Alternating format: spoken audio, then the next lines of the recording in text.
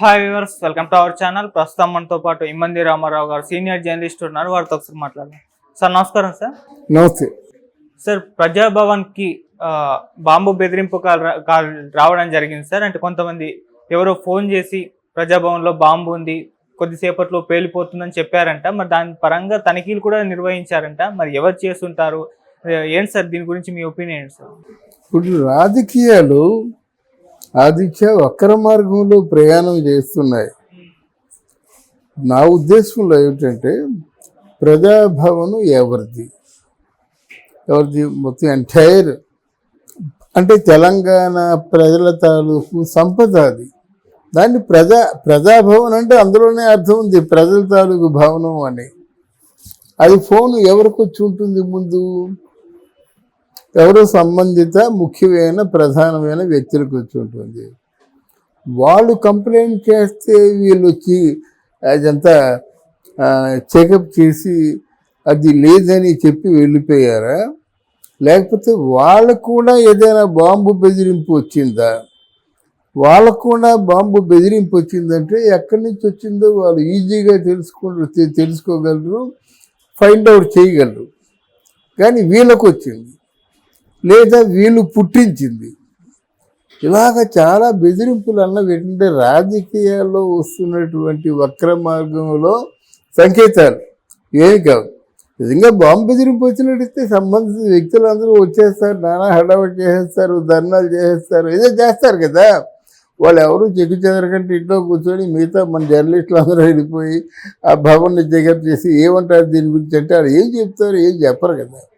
కానీ ఆ దృష్టిలో ఇవన్నీ కేవలం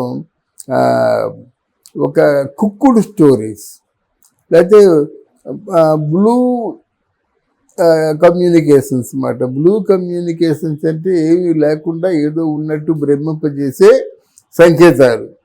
కానీ నిజంగా బాంబు పేల్చవలసిన అవసరం ఏమొచ్చింది? ఇప్పుడు రేవంత్ రెడ్డి కూడా చాలా తెలివిగా పరిపాలన చేస్తున్నాడు. ఇక్కడ ఈ ద్విదశాబ్ది ఉత్సవాలు చేస్తున్నారు కదా. మొత్తం తెలంగాణ ఉద్యమం స్టార్ట్ అయ్యి 20 ఏళ్ళు అయిందంటున్నారు. దానికి ఒక పెద్ద ఘనంగా సంబరాలు చేసుకుందాం అనుకుంటున్నారు. సోనియా గాంధీని పిలుద్దాం అనుకుంటున్నారు.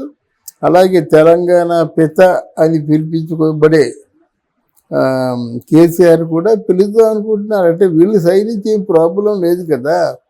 వాళ్ళు అక్కడ ఓన్లీ కాంగ్రెస్ పార్టీకే సొంతం అన్నట్టు. నిజం చెప్పాలంటే కాంగ్రెస్ పార్టీయే ఇచ్చింది, సోనియా గాంధీ ఇచ్చింది. ఇచ్చినందుకు మూల్యం మొత్తం దేశవ్యాప్తంగా చెల్లించుకుంది. ఆల్మోస్ట్ ఆల్ ఒక్క తెలంగాణ ఇచ్చి మిగతా రాష్ట్రాలు ముఖ్యంగా ఆంధ్రప్రదేశ్ని చంపుకుంది. అటువంటి సందర్భంలో అవన్నీ మర్చిపోయి ఇక్కడ సంబరాలు జరుపుకునే సమయంలో తెలంగాణ నాయకుల్ని కూడా తీసుకొచ్చి ఈ సంబరాలు జరుపుకుందామన్న ఆలోచన చాలా ప్రయోజనకరమైంది. ఎప్రిషియేట్ చేయదగ్గదన్నమాట ఆలోచన. అందువల్ల నాకు ఈ మాట వినగానే ఇది ఎవరో బాగా పుకారు పుట్టించారు అంతే. బాంబు ఎలా పెళ్తుంది? బాంబు తెలంగాణ ప్రజల సంపద, ప్రజలు రక్షించుకోలేరు. బాంబు పేలినట్టయితే మన ప్రజావేదిక అనుకున్నారా? ఇష్టం వచ్చినట్టు పగలగొట్టేసి దానికి అడ్డానికి 9 కోట్లను పడగొడ్డానికి 4 కోట్లు పెట్టి అంత అమాయకమైన పరిపాలకుడు ఎవరు లేరు. జగన్మోహన్ రెడ్డి అంత పిచ్చి కుట్రపూరితమైన వాతావరణంలో పరిపాలన చేసేవాళ్ళు ఎవరు ఇక్కడ లేరు. కనుక రేవంత్ రెడ్డి ఒకవేళ వాళ్ళ తాలూకు అనుయాయులకు కూడా ఈ ఆలోచన వచ్చినట్టయితే ఈ తెలంగాణ సంపద వాళ్ళు రేపు పొద్దున వచ్చుంటే ఉండాలి, ఇక్కడ లేదా పార్టీ వాళ్ళు ఉండాలి.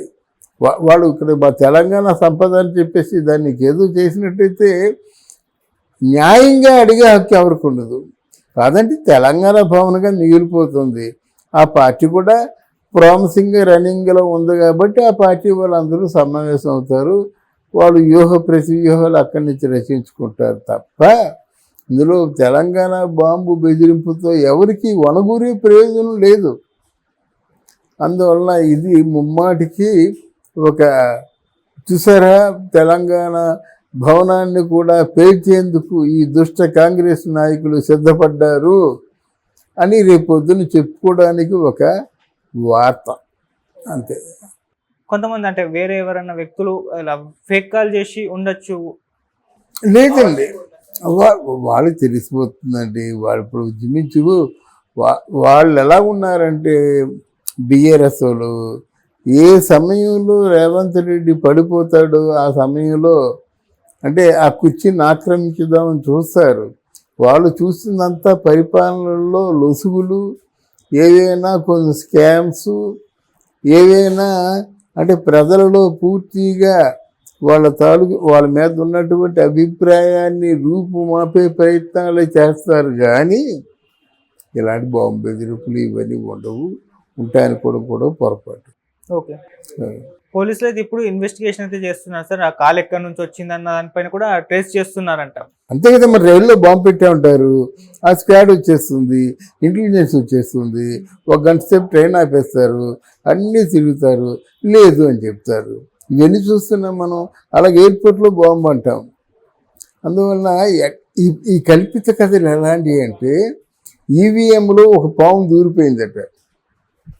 పాము దూరిపోతే అందుకే పిన్నెల రామకృష్ణారెడ్డి ఆ ఈవీఎంని పాము దూరిపోయిందని పడగొట్టాడు తప్ప అంటే ప్రజాక్షేమం కోసం చేసిన పనే కానీ ఇంకేం కాదు. ఇప్పుడు ఆ పాము ఎక్కడ చూపించారు కదా, జారిపోవడం ఏదో కనిపించారు కదా.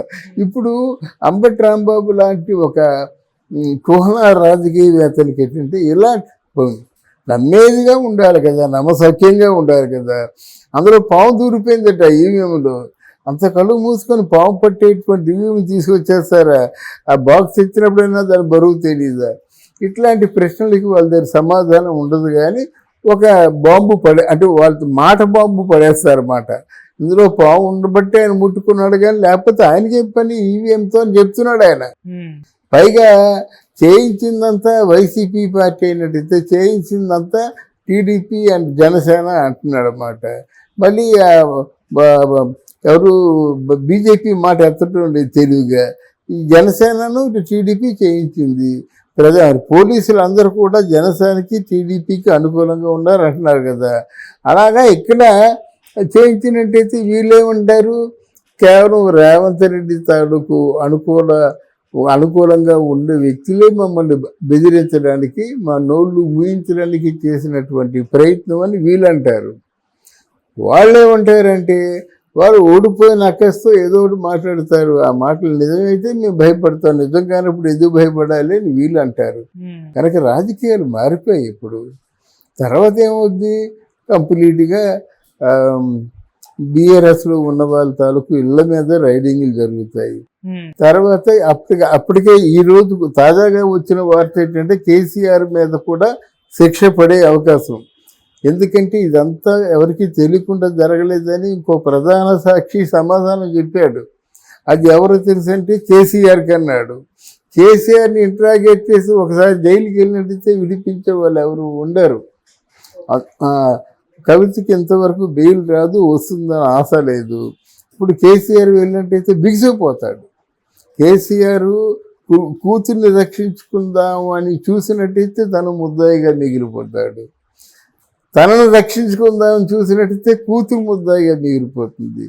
ఇటువంటి కొంచెం ఒక పజిల్డ్ సిచ్యుయేషన్ వచ్చినప్పుడు వాళ్ళు జాగ్రత్తగా ఉంటారన్నమాట. ఎందుకంటే వీళ్ళు తక్కువ చేయలేదు, వాళ్ళు తక్కువ చేయలేదు.